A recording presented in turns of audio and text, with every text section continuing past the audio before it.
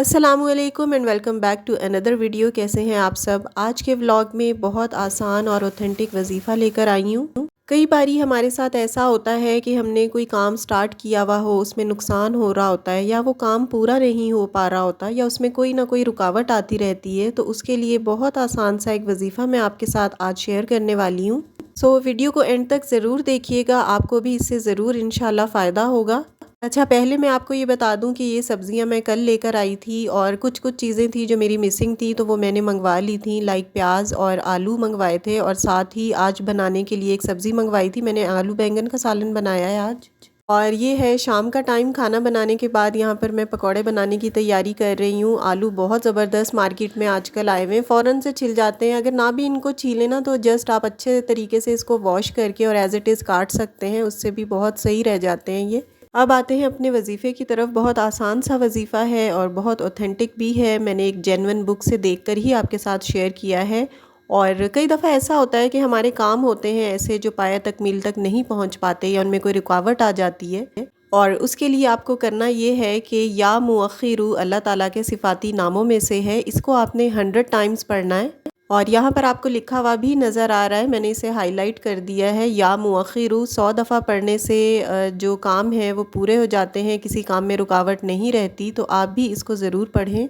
कई दफ़ा हमारे साथ ऐसे कोई मसले हो रहे होते हैं या हमारा काम कोई पूरा नहीं हो रहा होता, उसमें अल्लाह ताला की कोई ना कोई मसलहत होती है जो हमें उस वक्त समझ में नहीं आ रही होती, या कोई ऐसा नुकसान हो गया होता है जिसका हमें बहुत दुख हो रहा होता है और थोड़ा टाइम गुजरने के बाद फिर हमें रियलाइज़ होता है कि जो हमारा फुला नुकसान हुआ था या कोई हमारा ऐसा काम था जो पूरा नहीं हुआ, तो हमें कुछ टाइम के बाद ये रियलाइज़ होता है कि वो ठीक हुआ हमारे साथ। वो हमारा एक छोटा सा नुकसान हुआ था, उसकी वजह से अल्लाह ताला ने हमें एक और बड़े नुकसान से बचा लिया होता है। तो हर काम में अल्लाह ताला की मसलहत होती है। जो चीज़ हमारे लिए बेहतर होती है अल्लाह ताला हमें हमेशा वही चीज़ अता करता है। तो अल्लाह ताला की इन मसलहतों को समझना चाहिए और अगर कोई नुकसान हो गया होता है तो उस पे भी अल्लाह का शुक्र अदा करना चाहिए, सब्र करना चाहिए। जब हम इन चीज़ों को रियलाइज़ करेंगे तो अल्लाह ताला इंशाल्लाह हमें उससे अच्छी चीज़ से नवाज देता है। अच्छा, यहाँ पर भी ना ये अफ्तारी की तैयारी हो रही है। थोड़े से दही बड़े मैंने बना लिए हैं, पकौड़े बना लिए हैं और बच्चों के लिए मैंने फ़्राइज़ बनाए थे। और ये वाली फ़्राइज़ की रेसिपी मैं शेयर कर चुकी हूँ। बहुत क्रिस्पी फ़्राइज़ बनते हैं। इससे सिर्फ अंडा डालना है, मैदा और नमक, बस इन चीज़ों को मिक्स करके और फ्राई कर लेना है। बच्चों को बहुत ज़्यादा पसंद आते हैं ये। और साथ ही यहाँ पर आपको काउंटर पे लहसुन, अदरक और हरी मिर्चें नज़र आ रही थी। ये मैंने वॉश करके और छील के रखा था ताकि थोड़ी देर के बाद, मतलब रोज़ा अफ्तार करने के बाद ना, इनका पेस्ट बना के मैं रखूँगी। अभी तो यहाँ अफ्तारी की ही मैं तैयारी कर रही हूँ और बच्चियाँ भी साथ लगी हुई होती हैं। इनको भी शौक़ होता है कि हम अफ्तारी मम्मा के साथ रेडी करें, क्योंकि आयशा और हानी दोनों का माशाल्लाह रोज़ा था। अच्छा, यहाँ पर ये फ़्राइज़ मैंने आयशा को काट के दे दिए थे और वो चीज़ें इसमें मिक्स कर रही थी। एक ही अंडा काफ़ी होता है काफ़ी सारे फ़्राइज़ के लिए, बस इसको थोड़ा सा वेटनेस करनी होती है इसमें। और मैदा डाल दिया था और उसके ऊपर नमक स्प्रिंकल कर दिया था। जो रजब का लास्ट टू लास्ट व्लॉग था उसमें मैंने इसकी रेसिपी प्रॉपर शेयर की थी। और यहाँ भी वैसे तो रेसिपी का पता चल रहा है, बस 3 ही इंग्रेडिएंट्स हैं जो हमने इसमें ऐड करने हैं। इसको मिक्सअप करने के बाद इसे फ्राई कर लेना है। मैदे की क्वांटिटी बस इसमें नॉर्मल सी ही रखनी है, ना बहुत ज़्यादा इसे थिक कोट करना है ना बहुत ज़्यादा थिनली कोट करना है, बस एक नॉर्मल सी इसकी होनी चाहिए कंसिस्टेंसी। और साथ में मैंने बस थोड़े से पकोड़े फ्राई कर लिए थे सिंपली। इसमें आलू और प्याज को काट के और थोड़ा सा मैंने हरा धनिया डाल दिया था। इसमें पालक बहुत अच्छी लगती है, मेरे पास अवेलेबल नहीं थी तो मैंने हल्का सा हरा धनिया और हरी मिर्चें काट के डाल दी थी और इसे फ्राई कर लिया था। और ये है जी हमारी अफ्तारी का छोटा सा टेबल। इससे नेक्स्ट जो क्लिप है वो अगले दिन का क्लिप है, आज का नहीं है, तो वो भी मैंने इसी व्लॉग में ऐड कर दिया था। मैंने चिकन हलीम बनाया था और इसके लिए मैं चिकन का सालन पहले प्रिपेयर कर रही हूँ। ऐसे ही किया जाता है, जाहिर है कि चिकन का पहले सालन बनाया जाता है और दालों को अलग गलने के लिए रख दिया जाता है। यहाँ मैं चिकन का सालन बना रही हूँ और दालों को भी मैंने गलने के लिए रख दिया था। थोड़े से उसमें चावल ऐड कर दिए थे, गंदम मेरे पास नहीं थी तो मैंने बस चारों दालों को और चावल को मिक्स करके गलने के लिए रख दिया है।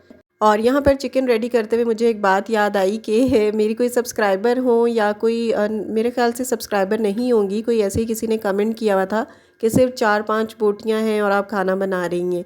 तो मैं उनको ये बता दूं कि यहाँ पर मैं कोई चीज़ शो ऑफ़ करने के लिए नहीं आई हुई व्लॉग्स में कि मेरे पास ये है, मेरे पास ये है। बस सिंपली जो हम खाना बनाते हैं हम वो आपके साथ शेयर करते हैं या अपना व्लॉग, अपनी रूटीन शेयर कर रहे होते हैं। अब जितनी हमारे फैमिली मेम्बर्स हैं मैं उतना ही गोश्त ऐड करूँगी ना। चिकन बच्चे भी नहीं खाते और मैं भी नहीं खाती। मटन या बीफ तो हम खाते हैं लेकिन चिकन प्रेफरेबली हम नहीं यूज़ कर रहे होते, तो इसलिए मैं कोशिश करती हूँ कि चिकन को कम से कम यूज़ किया जाए। वैसे भी ब्रॉयलर चिकन का कोई इतना फ़ायदा नहीं है, तो मैं इसे अवॉइड ही करती हूँ, बच्चों को भी अवॉइड करवाती हूँ। इसलिए मैं चिकन की क्वांटिटी हर चीज़ में कम रखने की कोशिश करती हूँ। हाँ, जो रेड मीट है, मटन या बीफ, वो बच्चों को भी खिलाना चाहिए। उससे ब्रेन सेल्स एक्टिव होते हैं, ब्रेन सेल्स की ग्रोथ होती है और वो बॉडी के लिए दोनों गोश्त अच्छे होते हैं as compared to broiler chicken. तो इस तरह से किसी को मत कहा करें कि आपने सिर्फ 3-4 बोटियाँ अपने खाने में डाली हैं। जितनी मुझे रिक्वायरमेंट होगी ऑब्वियसली मैं उतनी ही डालूँगी। मैं यहाँ कोई शो ऑफ़ करने तो नहीं बैठी हुई कि मेरे पास चिकन बहुत ज़्यादा है या कोई और चीज़ बहुत ज़्यादा है। अल्लाह ताला ने जो भी हमें दिया है वो मोर देन इनफ है। हम तो इस काबिल भी नहीं है कि अल्लाह ताला हमें इतनी चीज़ों से नवाजे। अल्लाह ताला ने जो दिया है वो बहुत ज़्यादा है, हमारी औकात से ज़्यादा है। बस सिंपल वे में और ऑथेंटिक वे में मैं जो कर रही होती हूँ मैं आप लोगों के साथ शेयर करती हूँ। बिल्कुल भी शो ऑफ नहीं होता या किसी चीज़ को मैं ये बताऊँ कि ये मेरे पास है और ये चीज़ नहीं है, ऐसी कोई भी बात नहीं होती। एनी हाउ, मेरा नहीं ख्याल कि कोई सब्सक्राइबर इस तरह से कहता होगा। कोई और ही लोग होते हैं जो आके कभी कभार इस किस्म के कमेंट्स कर देते हैं। सो यहाँ पर जी हलीम रेडी हो गया है माशाल्लाह अल्लाह ताला के करम से। और इसके ऊपर मैंने कुछ चीज़ें जो बहुत ज़रूरी की होती हैं, एसेंशियल्स कह लें आप, तो वो मैंने इस पर स्प्रिंकल कर दी थी। थोड़ा सा मैंने प्याज भी ब्राउन कर लिया था क्योंकि इससे गार्निशिंग बहुत अच्छी लगती है और टेस्ट भी अच्छा होता है, नो डाउट। और मैंने अपनी 1-2 फ्रेंड्स को भेजा था तो इसलिए उसके लिए तो गार्निशिंग बहुत ज़रूरी होती है। अच्छा, यहाँ पर मैं ये गुड़ लेकर आई थी और ये क्वांटिटी में थोड़ा ज़्यादा था तो मैंने कहा इसे मैं वापस पैक करके रख दूँगी और जितना मुझे चाहिए उतना मैं इस छोटे से कॉफ़ी वाले जार में रख देती हूँ। मैंने ये शॉपर इसलिए निकाला था कि इसको इसी के ऊपर कूट कर और इनके छोटे छोटे पीसेस करके इस जार में डाल लूँगी। लेकिन जब मैंने देखा कि ये इसके पीसेस काफ़ी बड़े थे और इसके नीचे जो शॉपर में एंड में कुछ रेसिड्यू टाइप का था ना, इसमें छोटे छोटे पीसेस ऑलरेडी थे, तो इसको मैंने ऐसे जार में उंडेल दिया था। और ये जार अब मैं कहीं सामने रख दूँगी। और चाय वगैरह में जो दूध पत्ती यूजुअली बनाती हूँ, चाय तो नहीं, बच्चों को कभी देने के लिए बना लेती हूँ क्योंकि मौसम ठंडा है और बच्चों को फ्लू या कफ हुआ रहता है, तो इसलिए उनको मैं ये डालकर दे देती हूँ। आप लोग भी कोशिश किया करें कि बच्चों को गुड़ यूज़ करवाएं, खुद भी गुड़ यूज़ करने की कोशिश किया करें रादर देन वाइट शुगर। आज का व्लॉग यहीं पे ख़त्म करती हूँ। अगर आप स्क्रॉल करते करते मेरी वीडियो तक पहुँच गए हैं और वीडियो आपको अच्छी लगी है और आप न्यू हैं मेरे चैनल पर, तो चैनल को सब्सक्राइब कर दीजिएगा।